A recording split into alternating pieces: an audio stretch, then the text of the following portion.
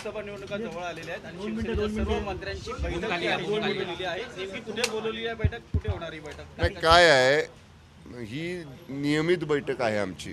कसं असतंय, मंत्रिमंडळाची बैठक झाल्यानंतर आम्ही सर्वच मंत्री शिवसेनेची एका ठिकाणी चर्चा करत असतो. त्याप्रमाणे आजची बैठक आमची आहे. विशेषतः लोकसभेच्या निवडणुका तोंडावरती आहेत, त्यामुळं प्रत्येकानं आपापल्या विभागामध्ये, कारण आता आम्ही मंत्री आहोत 9 शिवसेनेचे, त्यामुळं संपूर्ण महाराष्ट्रात म्हणजे केवळ शिवसेनेच्या वाट्याला येणारेच लोकसभा मतदारसंघ असं नाही, जिथं आम्ही महायुती म्हणून लढणार आहे, शिवसेना, भारतीय जनता पक्ष, राष्ट्रवादी काँग्रेस पक्ष आणि आमचे मित्र पक्ष.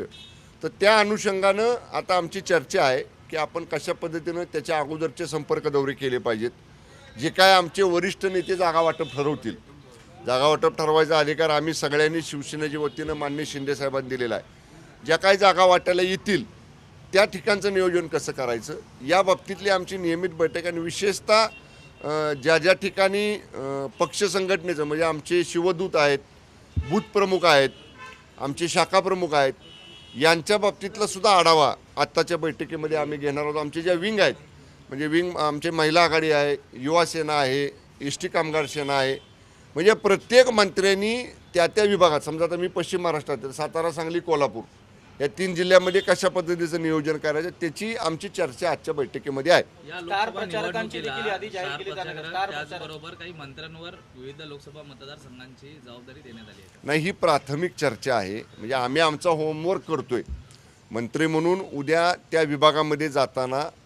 आणि विशेषतः आम्ही माननीय मुख्यमंत्री महोदयांना हीच विनंती करणार आहे सगळ्या आजची चर्चा केल्यानंतर, की समजा पश्चिम महाराष्ट्रातल्या मंत्र्यावरती पश्चिम महाराष्ट्राची जबाबदारी द्या, मराठवाड्यातल्या मंत्र्यांवरती मराठवाड्यातली जबाबदारी द्या, कोकणातल्या मंत्र्यांवरती कोकणातली द्या, मुंबईतल्या मंत्र्यांवर मुंबईची द्या, अशी विनंती आम्ही माननीय मुख्य नेते शिंदेसाहेबांना आम्ही करणार आहे.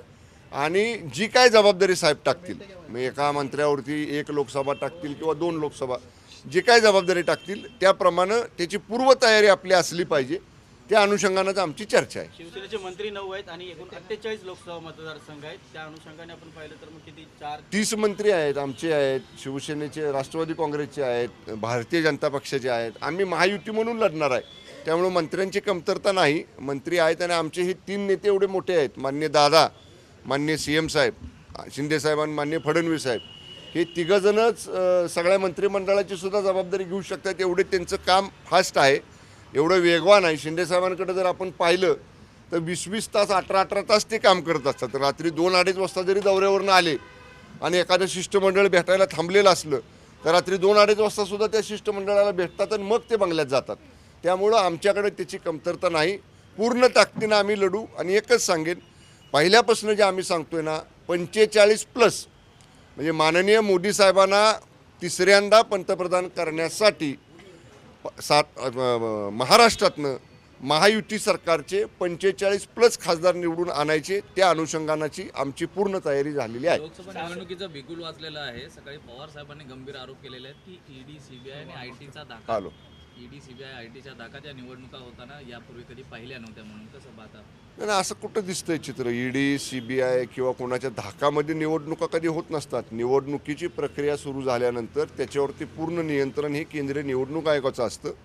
आणि हेल्दी ॲटमॉस्फिअरमध्ये निवडणुका आत्तापर्यंत महाराष्ट्रात झालेल्या आहेत, इथून पुढे सुद्धा तशाच होतील. कुठल्याही यंत्रणेचं कोणावरही दबाव नाही. फक्त जर कोणी चुकीचं केलं असेल, गुन्हा केला असेल, तर त्या बाबतीत निश्चितपणे अशा चुकीचं करणाऱ्या किंवा चुकीचं वागणाऱ्या लोकांवर कायद्याप्रमाणे कारवाई ही होत असते. त्याला जर कोणी सूडबुद्धीनं कारवाई केली असं म्हणत असेल तर मग कारवाया ज्यांना या कारवाई मान्य नसतात ते न्यायालयामध्ये जातात आणि न्यायालय हस्तक्षेप केल्यानंतर त्याच्यात काय असेल तर योग्य निर्णय, न्याय निवाडा होतो. त्यांनी स्पेसिफिकली म्हटलंय की आमच्यावरच फक्त कारवाया होत आहेत, बीजेपीच्या कोणावर होत नाही, की सत्ताधारी कुठल्याही नेत्यांवरती ज्या आरोप झाले होते त्यांच्यावर गुन्हे दाखल आहेत त्यांच्यावर कुठली कारवाई होती असं नाही. कारवाई करताना जी यंत्रणा कारवाई करते त्यांच्याकडं प्रायमा फेशी इव्हिडन्स ज्याला आपण म्हणतो तसा जर काय असेल, तो जर सापडला असेल किंवा तो जर पुढं आला असेल इव्हिडन्स, पुरावा म्हणून, तर तो तपासूनच कारवाई होते. असं सूडबुद्धीनं कारवाई कुठली यंत्रणा कधीही करत नाही. ओके, धन्यवाद. मीटिंग चालू व्हायला लागली. शिवसेने यांनी जे आहे ते बारामती लोकसभेसाठी मी अपक्ष उभं राहील असं म्हटलं आणि दोन्ही पवारांना हरवण्याचा माझा मनसुबा आहे असं त्याने म्हटलं. मी ऐकलं नाही शिवतरे साहेब काय बोलले, कारण सकाळी लवकरपासून कॅबिनेटची मीटिंग सुरू होती, त्याच्यामुळे मी बैठकीमध्ये होतो. पण शिवसेनेचे एक प्रमुख नेते आहेत माननीय विजय शिवतरे साहेब, माजी राज्यमंत्री राहिलेले आहेत. त्यामुळं असं जरी त्यांचं काय वक्तव्य असलं तरीसुद्धा ती सीट तो लोकसभा मतदारसंघ महायुतीमध्ये कोण लढणार ही आधी नक्की झाली पाहिजे. आणि जो कुठला पक्ष लढेल त्या पक्षासाठी आम्ही सगळेजण काम करू. अडसुळांनी देखील दावा केलेला आहे अमरावतीच्या जागेवर. मी सांगितलं ना, सगळ्यांसाठी तोच नियम आहे. एकदा जागा वाटप होऊ द्यात, कुठली जागा कोणाच्या वाट्याला येते ते पाहूया. ज्या कोणाच्या वाट्यात युतीमध्ये ती जागा जाईल, इतर सगळे पक्ष त्या जागेला निवडून आणण्यासाठी आम्ही काम करू. धन्यवाद.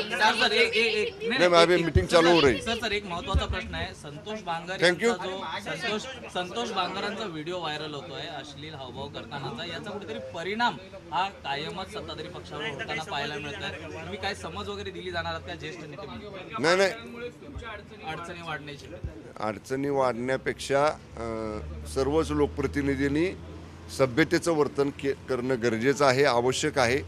आणि अशा गोष्टी जर टाळता आल्या तर अधिक बऱ्या होतील.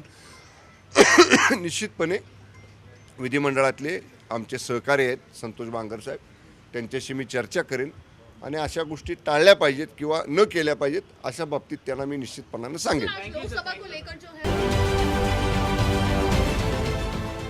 देश विदेशातील प्रत्येक घडामोडींचे लाईव्ह अपडेट मिळवण्यासाठी आता साम टीव्हीच्या सर्व सोशल मीडिया प्लॅटफॉर्मला लाईक, फॉलो आणि सबस्क्राईब करा. तसंच सर्व नोटिफिकेशनसाठी बेल आयकॉन प्रेस करायला विसरू नका.